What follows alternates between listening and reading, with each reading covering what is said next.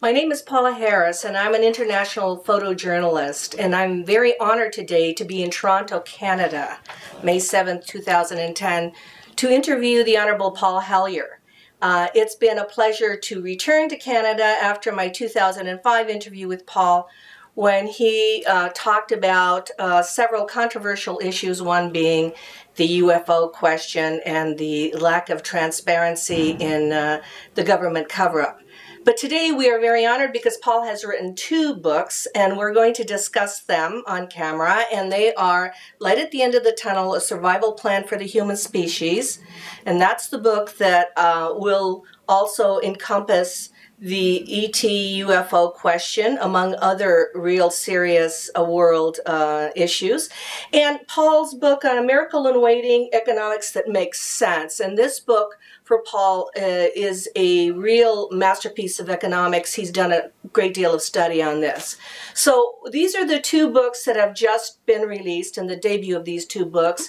And Paul has kindly consented to answer a few questions that all of us have for him. Paul, in 2005 was an important year for you. Several things happened in 2005, the last time I was here. And since we're talking about Light at the End of the Tunnel, the book, was that part of your thinking in 2005 that you would come out with a book? And would you talk a little bit about that year? No, I at that time had no idea that I would write this book. It didn't take too long after that to decide that I wanted to write sort of a final book as a legacy.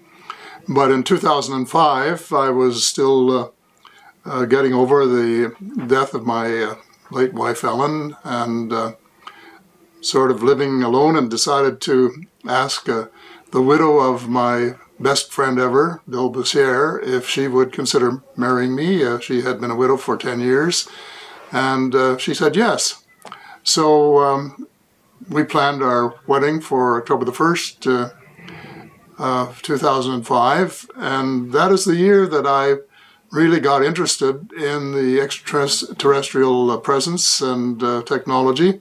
Really for the first time. I had been Minister of National Defense in Canada and had received reports on sightings, which said this one was a natural phenomenon, this one was not explained, but never really been into it. But that year, I read Colonel Corso's book, A Day After Roswell, and came to the conclusion that it was real and that this was an important issue. And so I made a statement at an exopolitics symposium at the University of Toronto, and said UFOs are as real as the planes flying over your head, and that it's time that the United States government started coming clean on what it's all about, because there are very important military and economic issues that have to be addressed. And how can you address a question which relates to a subject that people don't even won't admit exists? Can we pick up that last question, that last line? Yeah. How can you discuss a question which the United States government doesn't officially recognize as being on the radar? You told me also in an informal conversation that you thought this was going to be a one-shot deal. You thought you were just going to appear, I think it was the University of Toronto, and ask the important questions that you asked and make the important statements that you made, and then all at once, 5 years later, we're still, is it intriguing you? Is this why? Well, I had no idea.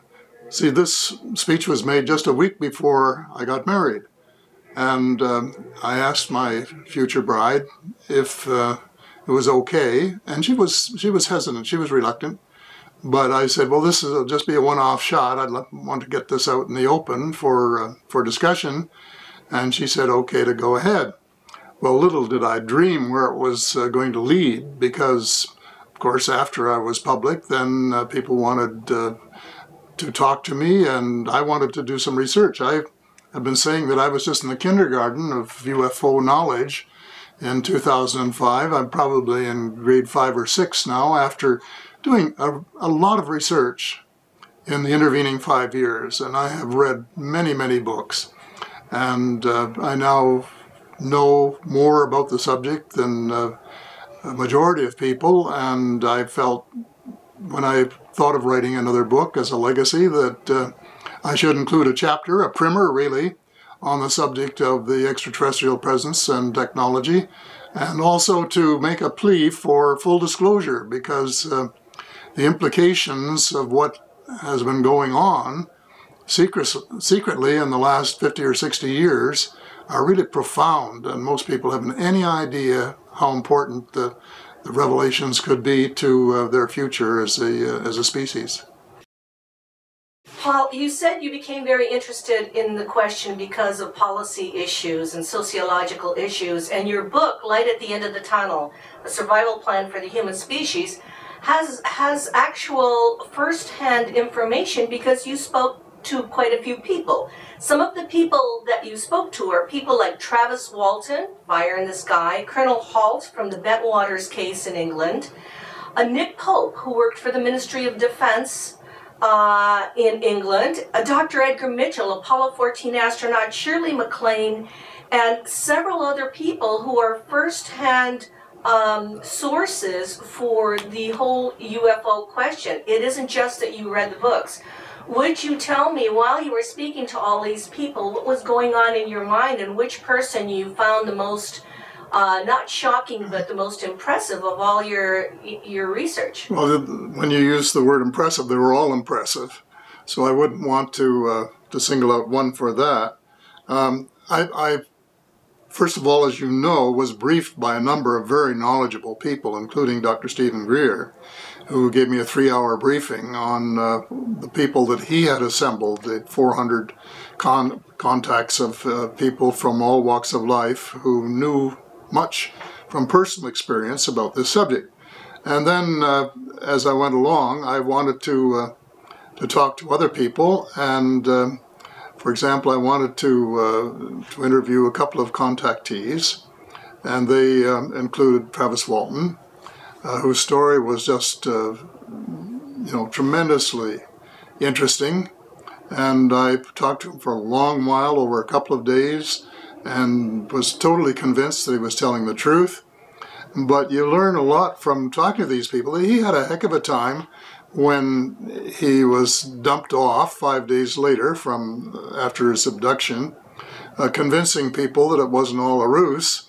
And he said the division was about 50-50, about half of his friends and relatives believed him and about half didn't. It took him a long while to recover psychologically from the experience.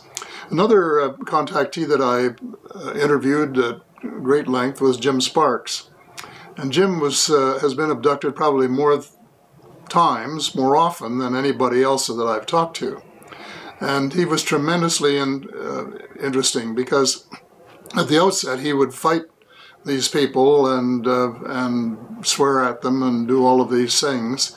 Eventually he came to the point where he trusted them, and they trusted him, and he got a lot of information.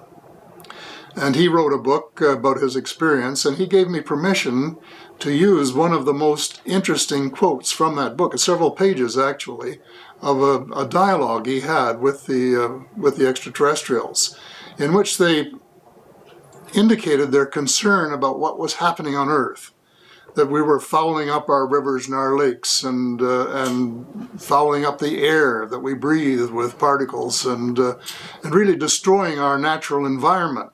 And they're concerned about this, and they wanted him to tell the world about it. And so they of course encouraged him to pass the word along, which he's been doing both in lectures and through his book, but also to plump for amnesty for a lot of people in the event that the government does decide to open up the windows a little bit and let the light shine in. And the reason for that was because some of the people involved in what they call the black operations, the reverse engineering of the technology that came from the crashes and other contact with the extraterrestrials, is so interesting and so secret that certain elements of the United States government wanted to keep it secret even from their political leaders. And they've been working underground for years and years and years, and heaven only knows what they've accomplished, but in my opinion, it would be a very great deal. And certainly one of the things that I want to know is whether, in fact, they have developed exotic fuels like zero-point energy and cold fusion, as some people who have worked there have indicated that they have, because this is the way that we could transform our world in a time frame of maybe 10 years or so, and save it from global warming. And of course, the other thing I say in the book is that even if that is not true, that the extraterrestrials would give us that technology if we asked them to, because they want us to save our world as a habitable place for ourselves and for their visits. These are some very incredible witnesses, and Stephen Greer, you mentioned the Disclosure Project of 2009, where he has military people, apart from military intelligence people who are involved. So this is a real cover-up. It's not something we're inventing, and it's very complicated, Paul, isn't it? Because the United States government still has not admitted that Roswell was real. We're still at a mogul balloon with crash test dummies. No, they're still maintaining the fantasy that it was a balloon, and it's, and so many people know that that's a lie. Okay, can I cut here? If you have to kind of repeat the information in her question, otherwise people don't know you're talking about Roswell. Oh. So he was talking, but he didn't mention Roswell, so we don't know. Okay, so what'll happen is you will keep my question in there, right? If you want, but I have the mic on him. I'm picking it up, but it's we can do it however you want. Okay, just say in the Roswell incident, you're correct. Okay, camera's rolling. In the case of the Roswell crash, for example, they still claim that it didn't happen. But there were witnesses of all kinds who say it did. And the cover-up was in fact a lie, and that's what I call it in my book. And they started working on reverse engineering immediately after that, and had some of the best brains in the United States working on it, and have had ever since. So the distance they have come in 60 years or more is I'm sure, incredible, and that they have developed probably spaceships, and they have probably developed exotic fuels, and there are all sorts of things that the United States people and the people of the world have a right to know about. And that's the reason that we should never give up until there is full disclosure. But this has to be done by Congress. This has to be done by the people who have been funding them without knowing what they were funding. Because it's not something that one person would want to undertake on their own, say the president, for example, because I think it's just too dangerous. But then once they decide to go this route, they should grant an amnesty, as Jim Sparks suggested after talking to the extraterrestrials, so that people will be able to talk honestly under oath and not fear the consequences if they have committed some sort of major or minor crime in the course of their careers. Now, Edgar Mitchell, Apollo 14 astronaut, has gone before the Washington Press Club and said Roswell was real, that he was briefed, plus the fact that we had the 2001 Disclosure Project in Washington, D.C., all those witnesses that Stephen Greer brought together. We couldn't have more witnesses. What do you think is the blockage for full disclosure? And because other countries have come out with the fact that there is a UFO presence and that there are documents and there are sightings. Other countries have done it. What do you think is the blockage? Well, the blockage, I think, is really a desire on the part of a very small group in the United States to keep a lot of secrets to themselves and not to share them with either other people in their own country or with the world.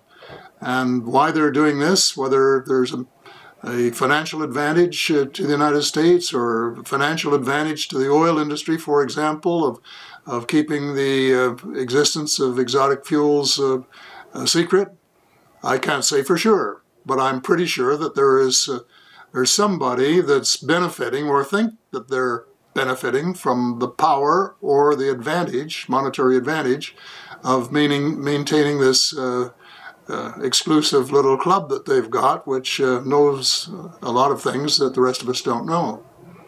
Do you look at the whole extraterrestrial question as a benign question? Because people that are in the know are in two camps, good and bad, or evil and good extraterrestrial presence. How do you look at it?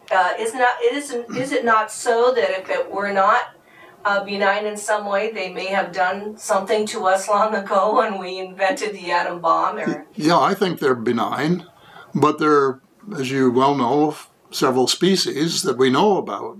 And of course, the United States government sometimes has told people that there's one species that is not, but they never say who it is or which one, and consequently there's no way of checking it out without this kind of disclosure that we're demanding, because they may just be putting us on as an excuse for spending hundreds of billions of dollars to arm Earth against the extraterrestrials.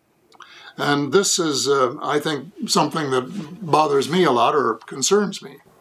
Tell me, so many people in the know, like astronauts, military people, you as ex-Minister of Defense, want to address this question, and even the Vatican has come forth and made the statement that the ET is our brother and sister. How do you think that we can approach this with the general public so that there is no panic and no pressure and no change in the status quo? Or do you think there will be a change in the status quo? I think the public is prepared to accept it. Certainly if it is revealed in layers and not all in one fell swoop. Because it takes getting used to. I went through this too. You start out knowing a little bit and saying, well, this is fine, and these people are benign, and they've got a lot to teach us. And one of the things that comes through loud and clear from all the research that I've done, that they are in fact more spiritual than we are, that we're less spiritually advanced than they are. And so we should look at them not as enemy, but as brothers and sisters, and try and work with them for our own benefit and theirs as well. But I think, you've have talked to a lot of people who realize that at some stage this UFO file was turned over to industry. And the U.S. government lost control of it. And ever since then, and it's a long time back, it goes right back to Eisenhower's day, and this was the reason he was so concerned about the military-industrial complex. He said that we should beware of them and keep an eye on them, because they would do things that were in their interests and not necessarily in our interests. And this, I believe, is exactly what has happened. That a small group of people benefit from this aura of fear. And you know Dr. Carol Rosen, as I do, and she worked with Werner von Braun for some time. And he kept warning her after he sort of mellowed that this industrial military complex had to have an enemy in order to justify such huge military expenditures when people are starving all over the world and dying from lack of medical care and so on. And he said first it will be the communists, and they had a good run at the communists. And then he said it will be the terrorists, and now they're having a good run at the terrorists. And then he said it will be the extraterrestrials, and now they're trying to get money to establish a base on the moon and do other things, which some of us feel is probably more military-oriented than it is scientifically oriented, at least as much so. And without really the American people ever having given sanction, they have no mandate to do that. No government has run on the platform of spending public money for the militarization of space. On the contrary, I think most people say, hey, this is a common area. It should be available for the utilization of all mankind and for the betterment of all mankind.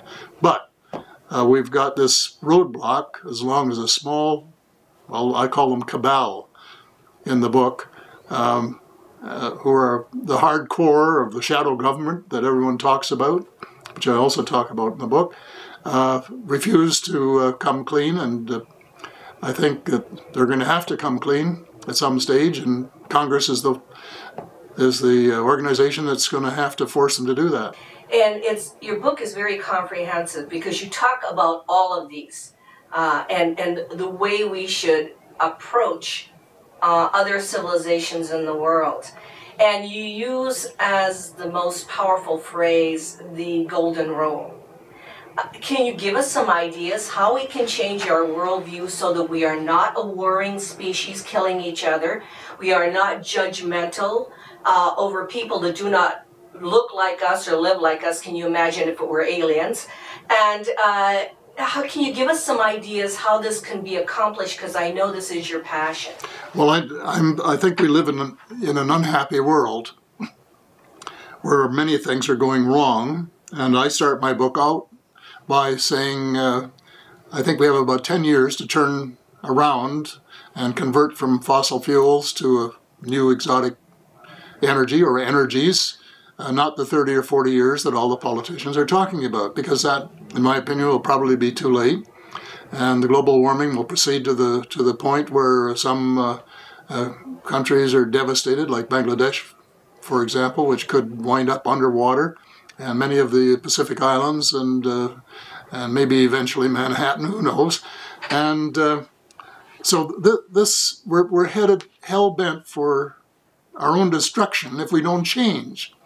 And yet you go back and read history, and I have a section on this, of almost every major religion at some stage has taken on some other major religion and attempted to kill them off, or some of them, while at the same time proclaiming in their basic rules that they believe in treating other people the way they would want to be treated. And yet in action, they do just the opposite. And I'm calling for a year of forgiveness, where all of the people who have fought others over the last 2,000 years or more forgive whoever did it, and it's two ways in almost every case, and then start cooperating in building the kingdom of God, which I define as a world where everybody has enough to eat, and some clean water to drink, and a roof over their head, and enough clothes to be decent, and sufficient access to education to give them a reasonable opportunity to be able to use their skills creatively. And this would produce really the kind of world that we all talk about and dream about and hope about, but do very little about. And it's interesting, if you want to go back to the UFO thing for a minute, that one of the early Canadian pioneers in this field, Wilbur Smith, who had access to information from the star visitors, as some of us like to call them, said that we've reached the stage, and certainly he got this from them, where we have to choose between good and evil. And if we keep on doing evil against our fellow man, in the generic sense, the world is doomed. Whereas if, on the other hand, we were to choose doing good in all of the ways that are open to us, and especially with all of this technology, then we could create a world which would be absolutely stunning in the opportunities that it provides for everyone. So this is the point that we're at, and I think the extraterrestrials are very, very interested in which way we go, whether we go forward, which I would say was the way of cooperation, or whether we just keep on saying, well, my power or my wish to be president of this country or to be the dictator of this country or whatever is such and so strong, and I have such a reason for it that I'll be glad to use armed forces to kill my enemies and lock them up if they get too powerful, and so on. In other words, the things that we've been doing and are still continuing to do in many parts of the world. Your book is very, very personal. the area of the exotic alternatives to fossil fuels, the area of world political cooperation using the golden rules, because you tend to put yourself in the other person's moccasins, and the revamping of the planetary monetary system, and transparency in government. Of those things I mentioned, can you talk to me about the one issue that's near and dear to your heart, and finally tell us how maybe we could fix it? Well, the issue that is most urgent at the moment is changing the world monetary system, the banking system. And this is a long story, and I know you don't want to spend a lot of time on it, but it is critically important. The banking system that we have is, to put it bluntly, legalized fraud, to put it in bold terms. And we have to change it for the benefit of all. There are many things in my book that you will know from having read it, where I talk about the world being run by a very small group of elite people who are immensely wealthy and who want to stay that way. They want to have the stranglehold on the resources and the wealth of the world. And so they have introduced globalization, which really hasn't benefited anybody except them in a tangible way. And they want to keep a banking system which has brought more than 25 recessions and depressions in the United States in the last 120 years. And now, after one of the most serious meltdowns, well, the most serious meltdown since the Great Depression, they're pretending that they're fixing the system when they're not. It's just a pretense. And they're pretending to slap the hands of the bankers who are responsible for it, and it is just a tap in the hand. It's like finding a prostitute $20 for being on the street, knowing that she's going to go back out the next night and earn more than that. And the banks are doing exactly the same thing. They're just laughing all the way to their balls. So this is a profound area. Maybe it might be interesting if I could just go through a bit of the history in maybe 3 or 4 minutes or 5. I just go back to the time when King William was fighting a war and ran out of money. Somebody said, well, one way to get some more money is to start a bank. So he got the rich people of England to subscribe £1,200,000 in gold and silver and lend it all to the government at 8%, which is a pretty high interest rate for a government guaranteed loan. But that's the way things go. And then to show their gratitude, the government allowed the bank to print another £1,200,000 in banknotes and lend it to their friends at high interest rates. So in other words, they were allowed to lend the same money twice. Well then, over the years, through the greed of the bankers and the cooperation, use a polite word, of politicians, that ratio has increased dramatically. In the early years of the 20th century, the federal banks in the United States had to have a gold reserve of 25%, which meant that they could lend the same money 4 times. In my early years in Canada, they had to have a cash reserve of 8%, which meant they could lend the same money 12.5 times. And today, with this new system of capital adequacy, which isn't really adequacy at all, it should be capital inadequacy, they are lending the same money 20 times and collecting interest on it each time. Now that is just legalized fraud. And the fact that a tiny minority of rich people can get away with it, I think, is a disgrace.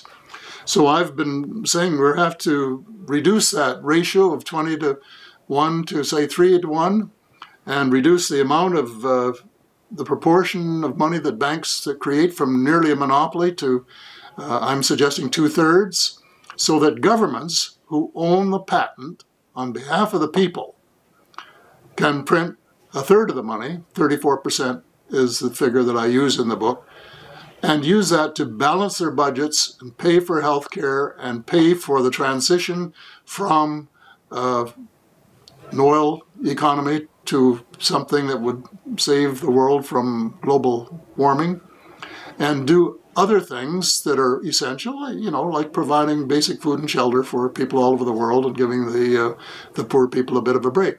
So this is what's got to happen.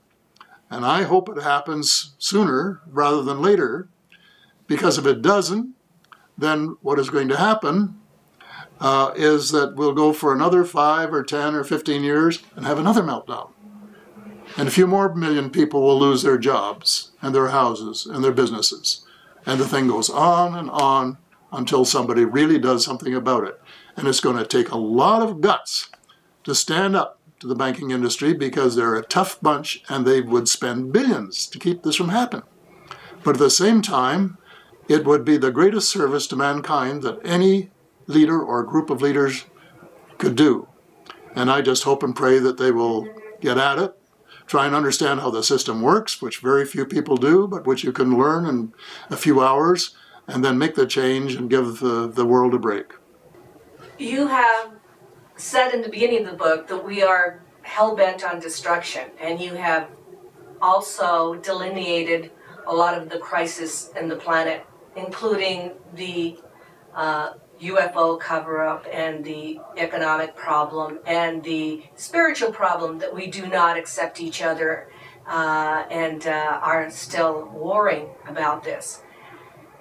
If you were to give a message to the young people, a legacy that you wanted to leave, something that would help them change the status quo and enter this new world as you and I look at it, what would be your advice on a very basic level? My advice to the young people of the world would be, it has to start with individuals.